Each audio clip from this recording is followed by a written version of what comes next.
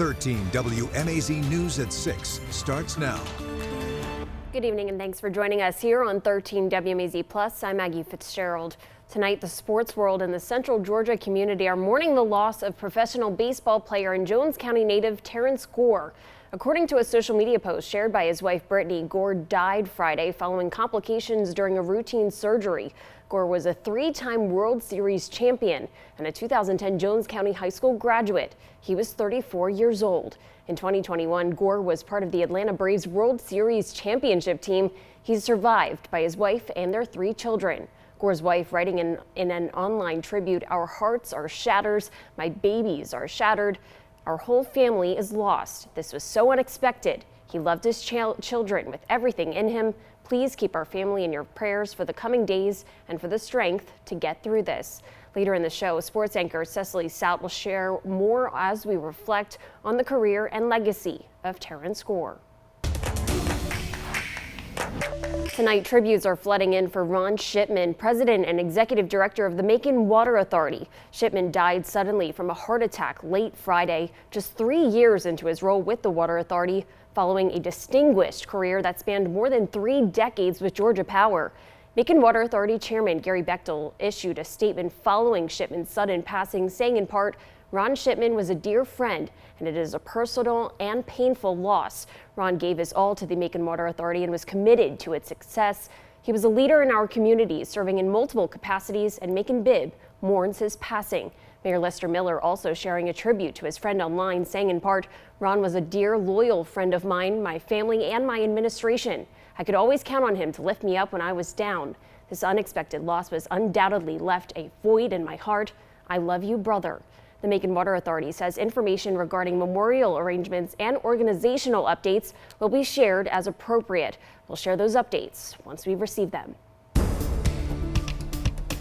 Well, hopefully you're enjoying the sunshine as it was nice and clear, beautiful today, and the beautiful stuff is going to continue into tomorrow. And we're expecting a warm up throughout the new week as we could potentially see the lower 70s throughout Tuesday and next Wednesday.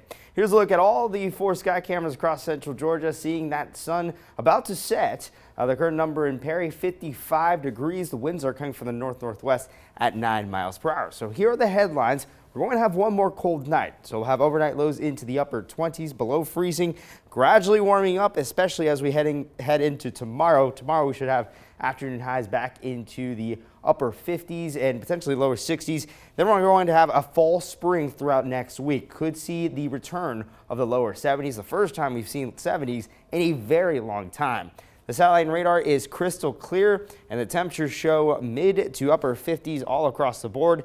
Tonight we'll have cold stuff, overnight lows into the upper 20s, below freezing morning lows, but it's still going to be nice and clear, and the clear skies is going to continue into tomorrow. So I'll talk more about this fall spring that we're going to have coming up in the full forecast. All right, sounds good, David. We'll check in with you in a little bit. Today, Baldwin County fire crews have battled 2 large brush fires. Baldwin County Fire Rescue says crews fought separate brush fires along Stem Bridge Road and Princeton Drive for more than 2 hours today. Firefighters say both fires are now under control. Earlier today, strong winds caused the fires to spread pretty quickly. And right now, fire officials are asking you to not do any outdoor burning in those windy conditions. On Monday, some of you will be heading back to the polls for the State Senate District 18 runoff race. The district includes Monroe, Crawford, Peach, and Upson counties, West Bibb County, and the northern tip of Houston. On the ballot, Democrat Lamario Brown and Republican Stephen McNeil, both farmers and fathers. McNeil practices law in Macon as well, and we caught up with both candidates about key issues. Both are concerned about data centers and the demand it puts on our utilities. We don't need to just close the door on data centers, but we got to be smart about how we're actually implementing them into our system today and actually implement them in certain communities. I'd rather see these data centers stay in Atlanta where there's already a giant industrial complex so we can keep the character of our community the same. The early voting period starts next Monday, February 9th, and wraps up on the 13th. Election Day is February 17th. Hunter King will bring us more on the candidates later on. You can also stream their full interviews on 13 WMAZ+. New at 6 tonight, local creativity and small business took center stage today as a monthly indoor market series kicked off right here in Macon. Earlier today, Startup Studios on Riverside Drive was buzzing with shoppers, artists, and music. The indoor market brought together local artists and over a dozen small business owners offering everything from handmade goods and boutique clothing to jewelry, home decor, and local food items. Organizers say the goal is to create a space where the community can support local talent. Great being able to get my name out there. It's great being able to find those partnerships with other vendors that I can make as well. So it's really been super meaningful for me and my business. And I've been networking, and I've met customers that came back to see me every time I came. So it really means a lot. The market is set to open its doors the first weekend of every month. It'll be open tomorrow from 11 a.m. to 4 p.m. The Super Bowl kicks off in just over 24 hours, and right now, folks are already ordering that food from restaurants that are also preparing for a major amount of customers. The American pizza community reports over 12 million pizzas will be ordered on Super Bowl Sunday. And that includes here in Central Georgia. The Brick in Macon alone is expecting to sell over 400 pizzas plus thousands of wings. Garcia Calhoun is the kitchen manager at the Brick. He says they got their supplies and started preparing pizza dough, wings, and dips just this morning. Garcia says it feels like preparing for a game day, and his kitchen staff members agree. It's fun because we hear what's going on. Like, we understand like who's scoring and who winning while we like making the food and stuff. So it's kind of like a double edge. Like, we working and we still hear. All of our TVs at the bar. So we're definitely expecting a turnout in the dining room and to-goes. We don't know which one's gonna be more, but I know I got all my people here. Like, my manager's gonna be here, my boss's boss is gonna be here, all my servers are gonna be here, more than half my kitchen's gonna be here. I'm definitely looking for a big turnout. Calhoun says last year they ran out of food, but he expects it to happen again. At 11, we'll share more about their preparations and what it's like for their crew. And for everybody watching the Super Bowl at home, drones capture great aerial shots of the field, making the big game even more fun. But drones also have complicated security for the big game. Officials say they are becoming more common and sophisticated, which is why they're a major concern when it comes to securing any outdoor event, especially a high-profile event like the Super Bowl. New technological advancements to drones made overseas during the Russia-Ukraine war and conflicts in the Middle East could affect big events here at home. It's promulgating the technology's capability 20 years into the future now. The threat level has increased. Exactly right. The threat level has increased 100-fold. But over at Levi's Stadium in Santa Clara, police say they are ready for the big game. We have different layers of responses and mitigation efforts, everything from ground intercept teams to contact the pilot on the ground, to redirecting it, landing it, or even shooting it down. The FAA has put a ban on all personal drones at the Super Bowl, and the penalty for flying one over the stadium on game day is $75,000. In Warner Robins, a family-friendly event brought people together around books, creativity, and community. The Middle Georgia Litfest brought together authors, readers, publishers, podcasters, and families from across the region. Now, the event drew over 150 vendors to the North Houston Sports Complex. Folks can meet local authors, attend book signings, and take part in interactive sessions designed to spark a love of reading. Organizers say a portion of the proceeds will support mental health and literacy programs. We spoke with some participants who say this was their first time being part of the big event. There's been good response from the community and the other vendors and authors as well. And so I'm excited. I feel like I've gotten good exposure. Very first year participating at the Literature Fest. We are new to the Warner Robins area, and so being an author, I saw it and said, we got to be there, we got to go. And so I'm really excited about being here today. Very fun. And families across Middle Georgia got a chance today to explore new educational options all under one roof here in Macon. Earlier today, the Tubman Museum became a hub for educational choice and opportunity. The second annual Middle Georgia School Choice Fair for transformative education brought together families and educators from across our area. Parents and nearly 400 students connected with representatives from charter, private, public, and magnet schools, as well as homeschool groups and micro schools, co-ops, and virtual programs. The fair also featured live performances by the Southwest High School Marching Band, Veterans Elementary School, and Sarah's Academy. Organizers say the event is designed to empower families with information and access for their children's education. We're here to share. We're here to talk about what's free and save parents and their children time while they're having these questions. They can talk to specialists right here, right now, under one roof. The free family-friendly event was hosted by the Rising Scholars Collective with admission to the museum all free for today. A week after Nancy Guthrie vanished from her Arizona home, investigators are back at the scene. What a new message could mean for the search.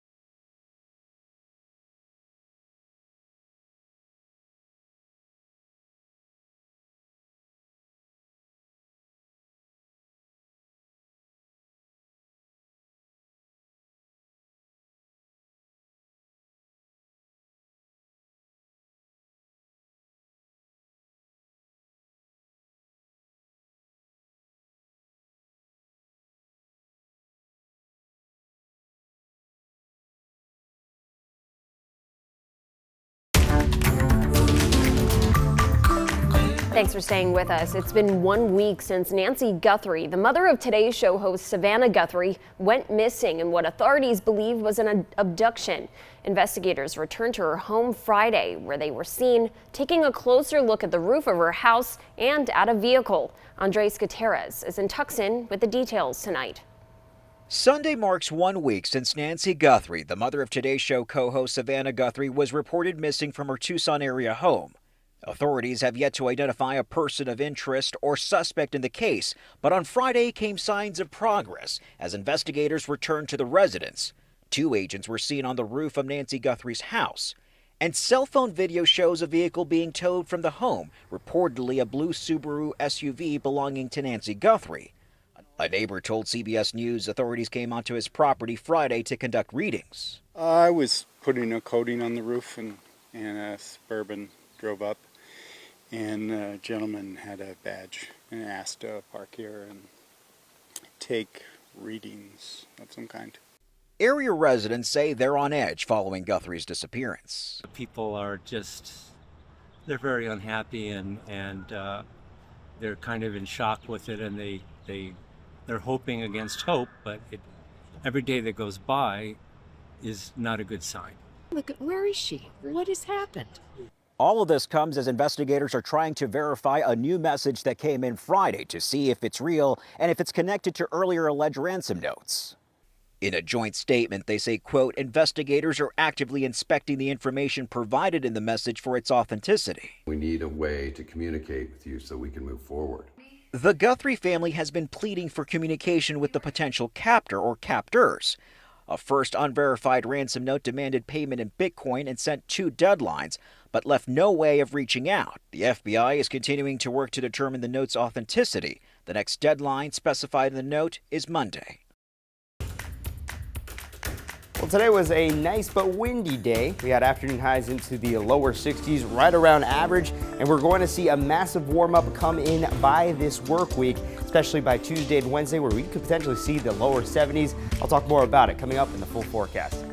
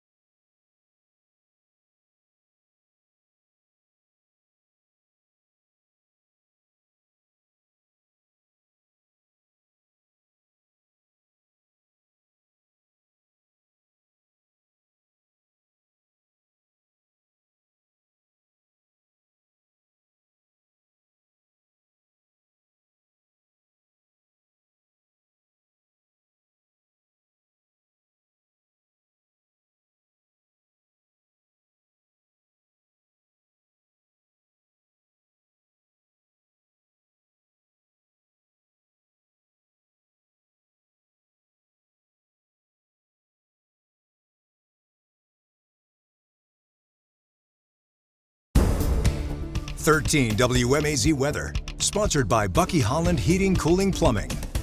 I don't know about you, David, but I put away all of my mittens, my scarves, my hats for today. It was pretty nice out. Yeah, it was very nice. We had afternoon highs into the lower 60s, a little bit cooler than yesterday. Sure. However, we're expecting way warmer temperatures throughout the new work week. So by Tuesday and Wednesday, we should see temperatures reach the lower 70s. And I can't tell you the last time I've seen the lower 70s here in central Georgia. So I know a lot of people are going to be happy with that. Now, looking at all the 4 sky cameras across central Georgia, we're having a nice sunset, a myriad of different colors in the sky. The current number in Macon, 54 degrees. It was a breezy day. We had a couple of gusts of up to 20 miles per hour. Thankfully, we're calming down a bit right now, seeing these winds in Macon coming from the north-northwest at 14 miles per hour. So here's a look at the temperatures. Seeing 50s all across the board, higher stuff down towards the south, getting closer to the 60s. Compare this to 24 hours ago. This is a cool down, around 5 to 9 degrees colder than this time yesterday. Thankfully, the winds are calming down. The only gusts that we see right now coming close to 20 miles per hour is in Milledgeville, with a specific gust of up to 18 miles per hour. And we expect winds to calm down even more as we get closer to midnight. The satellite and radar is crystal clear, and tonight we're going to have clear skies, but it's going to be a very cold night, below freezing morning lows, with morning lows into the upper 20s. But once again, winds are going to calm down, and I'd say sustained winds will range from 5 to even 10 miles per hour. Here's a look at the future view. Not going to see anything throughout the rest of the overnight. And tomorrow is going to be a clear day overall, so great for any outdoor plants. The winds are going to be less breezy as compared to today, so I'd say tomorrow will be a better day as compared to this day. By tomorrow evening, could see some clouds move on in. And then Monday is going to be a cloudy morning, and then in the afternoon we could see some breaks in the cloud cover. Generally, it's going to be a mostly cloudy to partly cloudy day. Tuesday, same thing. Partly cloudy to mostly clear. However, Tuesday is also going to be very dry. Once we get into Wednesday, a front is going to move on in. Could see some scattered rain chances throughout the middle of next week. We do have some uncertainty in regards to the forecast for Friday. The Euro model is indicating a front moving on in, which would increase our rain chances, but the GFS model is not on board with this. So once we see some model certainty, that's when we'll amp up the rain chances for Friday. In terms of the afternoon temperatures, that's going to be the main story as we get into the new week. As we get into tomorrow, we'll have similar temperatures into the upper 50s and lower 60s, but then we'll have that warm up on Monday, seeing upper 60s, and then eventually the 70s starting on Tuesday, which would linger throughout much of the new week. So I know a lot of people are going to be happy with that. We'll still have to deal with some cold mornings, especially tomorrow morning, with morning lows into the upper 20s. And then we'll start to warm up in the morning on Monday. And Monday is generally the day where both morning lows and afternoon highs are going to warm up. And then we'll see the lower 70s starting on Tuesday with some low rain chances throughout the new week. A big name in the majors and in our community is being remembered after his sudden death on Friday. I'll tell you more about Terren Gore's exceptional baseball career next in sports.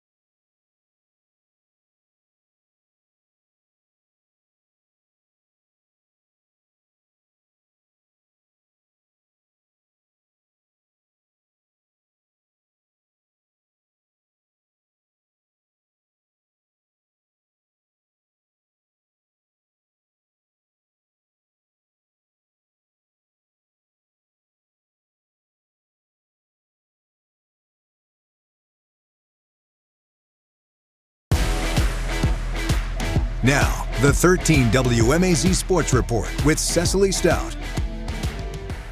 Hey there, sports fans. Some big news across the MLB and in Central Georgia. It was announced this afternoon that three-time World Series champ and former Jones County Greyhound Terren Gore has died at the age of 34. The Kansas City Royals took to social media sending prayers to his family. His wife Brittany said his death follows complications during a routine surgery on Friday. Gore played 8 seasons in the MLB and was known for his quick feet. A designated speedster, Gore helped the Chicago Cubs win their 2015 World Series title in just his second season in the majors. He went 17 for 17 in stolen bases to start off his career. He even got the chance to be the hometown hero to celebrate a World Series with the team he grew up watching, the Atlanta Braves, in 2021, calling it a dream of a lifetime. A shining star on the diamond and under the Friday night lights as running back, he represented JC on the biggest stages. A 2011 draft pick, Gore is remembered through his wife and 3 kids. The Lady Bears back on the court looking to defend the Den against Western Carolina. Bit of a slow start in this one from both sides, but the first points of the contest go to the visitors. The Catamounts take a 2-0 lead after banking one off the glass. Mercer struggling to respond. WCU marching down the court. They get it to the corner and drain the three. Western Carolina up by 8.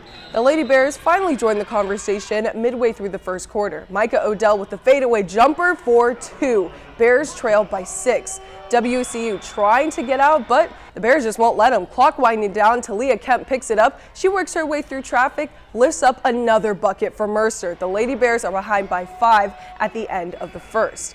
Jumping our way into the second quarter, the Bears finally get some things moving. Ariana Bennett with the one-handed layup good enough for the basket and the foul. Mercer crawling their way back into this one. Lady Bears still shaking off a rusty start, so they get it to the hot hands. Odell from deep. Nothing but net for the junior. That ties things up 20-20 with 3 minutes left in the half. The Bears doubled their first quarter points in the fourth to push past Western Carolina. Mercer now sits 14-9 on this season, winning 8 of those games on their home court. Up next, they're going to hit the road. They're going to face ETSU in another SoCon battle. That's going to do it for now in sports. Make sure you stick with us as we wrap up the show.